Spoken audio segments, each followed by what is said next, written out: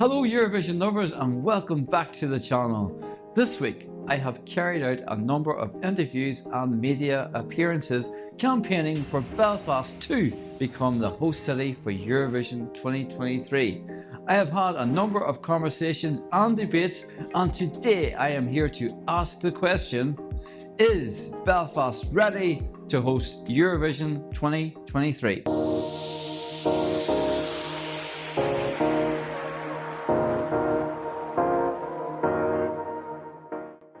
One of the EBU stipulations is a venue that can hold 10,000 spectators. The Odyssey can hold 11,000 and has hosted international musical events before.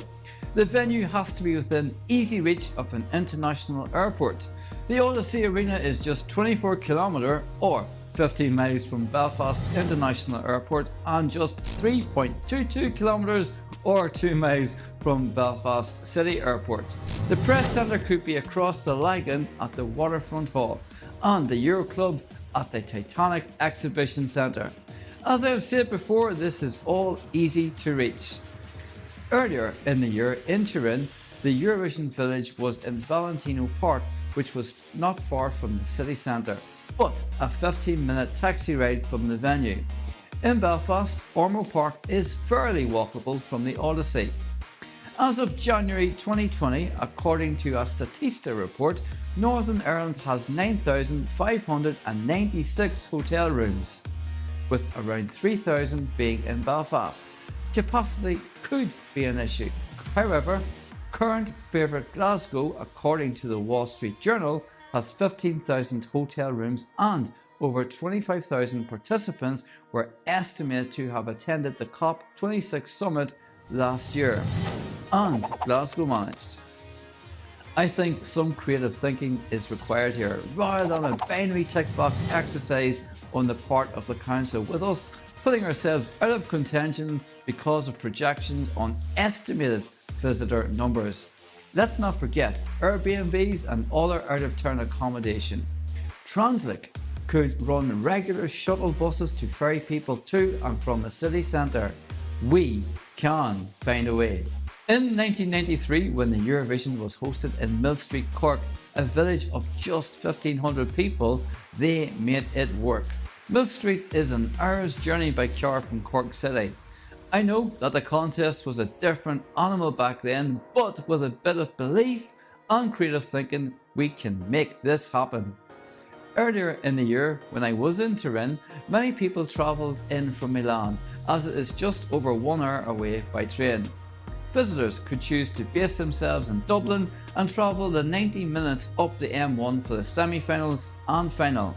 90 minutes of travel wouldn't seem like much to the vast majority of Europeans, and buses already run all the time, with the Enterprise train service running several times a day. As I said, I have made a number of media appearances last week, and one of the recurring arguments I have heard against having the contest in Belfast was cost. So let's talk figures. According to the Times, hosting the Eurovision next year could result in the BBC having to fork out tens of millions of pounds.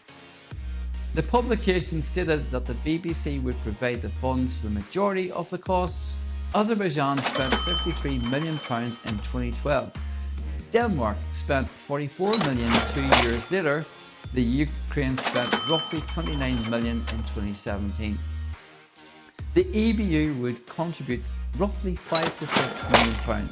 The BBC would be paying for the vast majority, which is of course funded through the licence fee. The government could opt to provide funding, with the remainder being made up through sponsorship and other commercial avenues.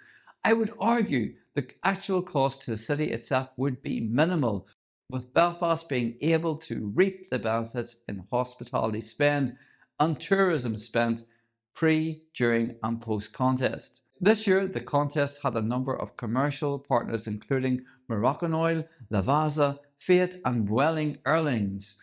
Again, this is a great opportunity for commercial entities to showcase themselves. The preliminary budget for this year's contest in Turin was €16.3 million, so it doesn't have to cost the earth.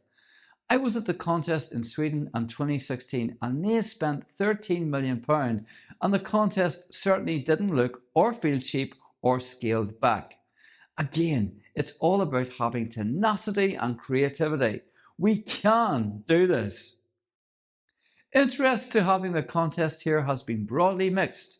After my story calling for Eurovision to come to Belfast was published, some of the comments written on the Belfast Telegraph Facebook page around the contest were: Belfast Harbour would be the best place for the Eurovision Song Contest, right at the bottom of it with the rest of the sewage. Does he not think Belfast has suffered enough through the years? The Eurovision Song Contest is a load of crap. I haven't seen it for about 20 years and this year was absolute rubbish. God no, please no, anywhere but Belfast. Please, no cringe-worthy wokeness at the highest level. Little amuses the simple mindset. However, there were some positive comments as well, including, I totally agree because I so want to go and Belfast would be a great place for it.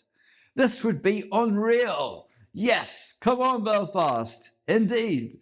So I think it's fair to say that there is a mixed reaction to the contest coming here, and while I fully accept that Eurovision is not everyone's cup of tea, I think we could all benefit from the powerful showcase that having 200 million pairs of eyes on the city would bring.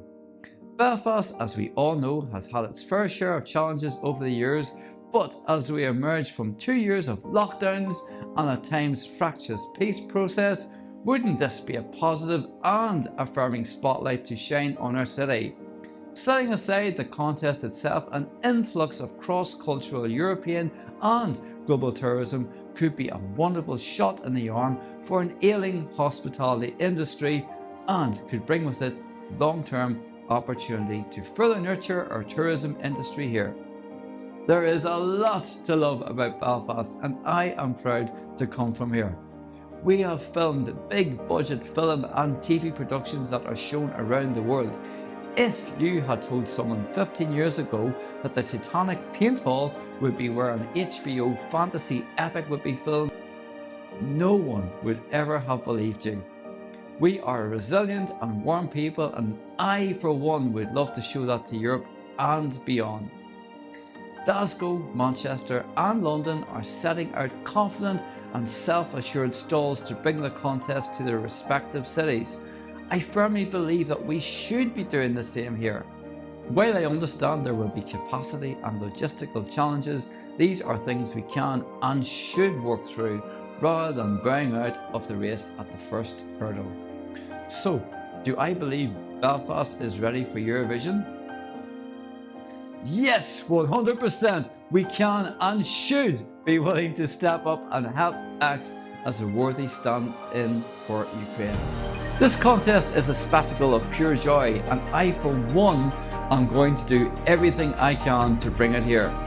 I really hope that you can get behind me. For now, Eurovision lovers, take care and I will see you in the next video.